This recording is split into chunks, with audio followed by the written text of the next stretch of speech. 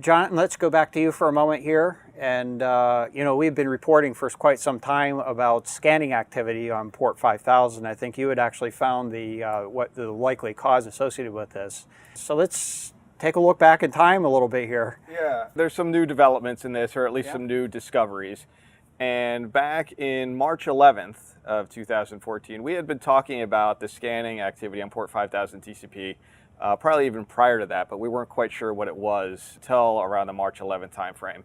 In our honeypots, we had picked up some of this activity and we were able to determine, hey, what they're really looking for here is a vulnerability associated with the Synology DiskStation Manager software, which personally I wasn't really familiar with all that much, other than it being an embedded type of appliance that does network attached storage. It's kind of a home device. I think subsequent to that, probably about a month later, I know some of the guys over at SANS, I think Johannes Ulrich had done some research in this as well, and had discovered that there were dropping some Bitcoin mining types of applications on these devices. Recently, I guess within the past week or so here, they confirmed that yes, it is a botnet kind of composed of these Synology network attached storage devices.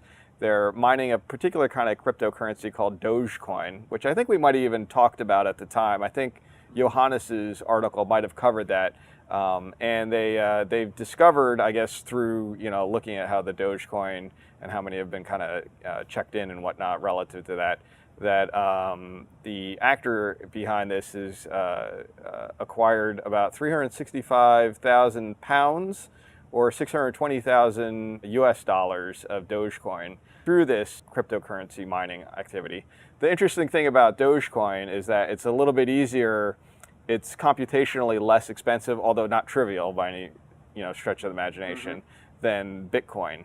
Bitcoin is very difficult to mine nowadays, but Dogecoin is considerably easier.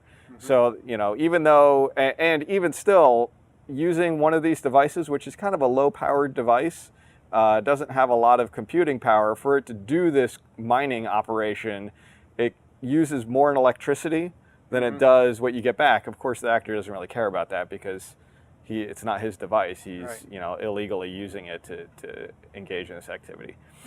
So just an interesting finding that there's some actual statistics here, some understanding of how much actual currency has been mined via this activity. And then we have a chart here as well that kind of shows this activity has trailed off considerably.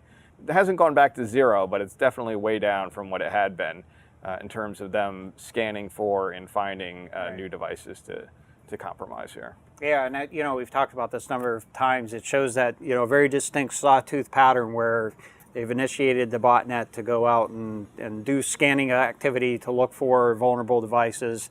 Now, but this is very clearly associated with the recruiting activity. It doesn't necessarily have any indication of the devices actually being used for computational purposes. In fact, it might be quite the opposite.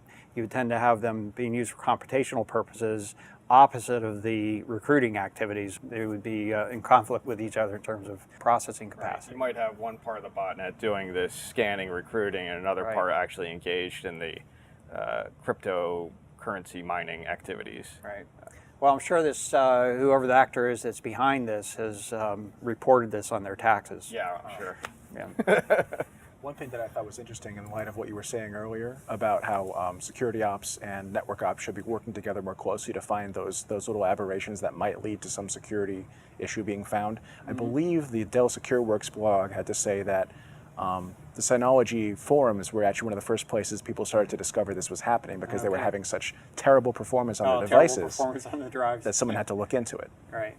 Yeah, and then when they did look into it, they started to notice there was a process name called Pwned, P-W-N-E-D, which was, if they had changed the name to something a little bit more reasonable, they might not have been discovered quite as quickly, the bad guys. It would have taken a little longer, Right, absolutely. but I did see that as well, that they, people were asking on the Synology forums, what is this Pwned process running on my device?